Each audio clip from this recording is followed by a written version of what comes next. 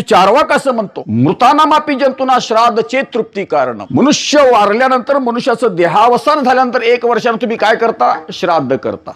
श्राद्धेच्या वेळी तुम्ही काय करता? नैवेद्य अर्पण करता. दिगवंत झालेल्या किंवा देहावसान झालेल्या व्यक्तीच्या नावाने तुम्ही काय करता? नैवेद्य अर्पण करता, तर्पण करता, घरावर कागाळी ठेवता. आणि आपला असा भाव आहे की त्या नैवेद्याला काक स्पर्श झाला की स्वर्गस्थ असणारे, पितृलोकामध्ये असणारे तुमचे पितर काय झाले? तृप्त झाले.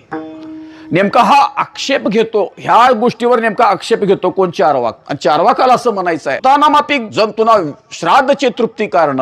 श्राद्धेमध्ये जो नैवेद्य अर्पण करता, तो नैवेद्य अर्पण केल्यानंतर स्वर्गातले अथवा पितृलोकातले पितर तुमचे तृप्त होत असतील, तर मग त्याचा प्रश्न असा आहे की गच्छन्तामेहि जंतुना व्यर्थ पाथेय कल्पना. प्रवासाला निघाल्यानंतर त्याला सोबत शिधा घेऊन जायची काय गरज आहे? समजा तुम्ही पंढरीला गेला, जाताना काय घेऊन जाता? 8 दिवसाची सामुग्री घेऊन जाता, शिधा घेऊन जाता. शिधा घेऊन जायची काय गरज आहे म्हणतो तो. तुम्ही पंढरला जायचं, खोलीवर राहायचं आणि तुमच्या नावानं काय घरामध्ये काय दाखवायचं? नैवेद्य दाखवायचं. इथं नैवेद्य अर्पण केला की तुम्ही तिथं काय व्हायला पाहिजे? तृप्त व्हायला पाहिजे. हा आक्षेप घेतला जातो. गच्छन्तामेहि जंतुना व्यर्थ पाथेय कल्पना. प्रवासाला निघालेल्या व्यक्तीबरोबर शिधा न्यायची काय गरज आहे? त्याच्या नावानं नैवेद्य दाखवा, तो तृप्त होईल पंढरपुरामध्ये. हे आक्षेप घेतले जातात. आणि हा जो सेवेकरता घेतलेला अभंग आहे, या अभंगातून आपल्याला हे समजून घ्यायचं की आपण जे तर्पण करतो, श्राद्ध करतो, प्रथम पुण्यस्मरण करतो, हे कुठल्या भावनेनं करतो? की देहावसान झालेली व्यक्ती मृत्यू पश्चात सुद्धा अस्तित्वामध्ये असते. म्हणजे मरणोत्तर अस्तित्व आपल्या भारतीय दर्शनाने मान्य केले, साधू संतांनी मान्य केलेलं आहे. मरणोत्तर अवस्था असते जीवाला, जन्मपूर्व अवस्था असते आणि मरणोत्तर अवस्था सुद्धा जीवाला असते. पण असे जे आक्षेप घेतले जातात त्याचं खंडन आपल्याला ह्या अभंगाच्या द्वारे करता येतं.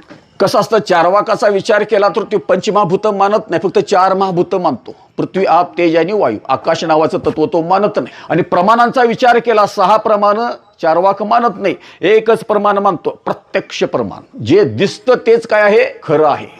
जे दिसत नाही त्याला अस्तित्व नाही. मनुष्य मरत असताना काय गेलं कळत नाही, काय गेलं कळत नाही ना, मग त्याला अस्तित्व नाही. भस्मीभूतस्य देहस्य पुनरागमन कुता.